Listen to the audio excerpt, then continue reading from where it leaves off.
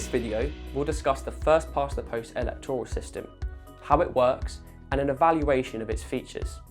First, it's important to set some context as to what an electoral system is.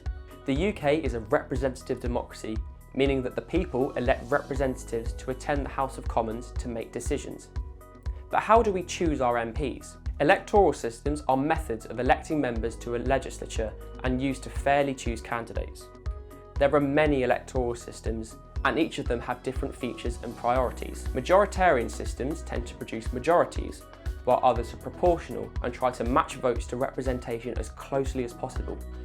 Some systems are made to be simple, making them quick and easy to understand. First past the post is a majoritarian system, meaning it tends to produce majority governments, even though they may not be representative. The UK is divided into 650 constituencies or seats.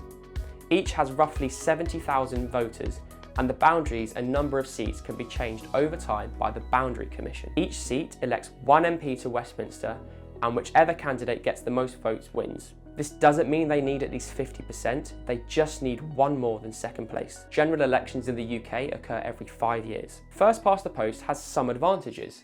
It is easy for most people to understand, as electors only have to vote for one candidate, and counting is very easy. The result of a general election is usually known the next day.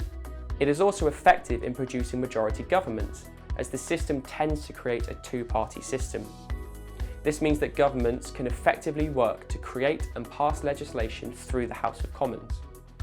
There is a strong constituency MP link, as MPs are the sole representative for the local area, and locals can remove them next time if they don't feel they've been performing.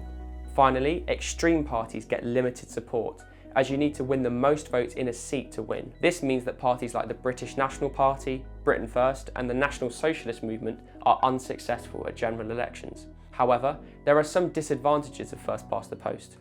As discussed previously, it tends to create a two-party system. This is because smaller parties are extremely unlikely to win a seat, let alone many of them. They lack significant enough support in a local area to win the most votes. Over time, smaller parties won't challenge seats where the larger party dominates, and so voters move towards the larger parties and a two-party system emerges. It can also create minority rule, where a minority of members choose the winning candidate. In Belfast South in 2015, the winning candidate of the Social Democratic and Labour Party won the seat with just 24.5% of the vote.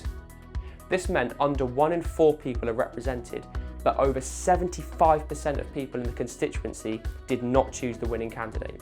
Furthermore, first past the post creates safe and marginal seats. Safe seats are those in which there is a little chance of the seat changing parties due to the enormous majority one party may have.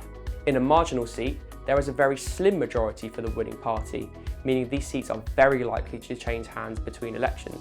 People in safe seats may not feel represented, as parties are less likely to campaign hard for those seats, but marginal seats are all to play for. In 2017, Liverpool Wavertree saw the winning candidate elected with 79.5% of the vote, but in North East Fife, in the same election, the winning SNP candidate got just 2 more votes than the Liberal Democrat candidate.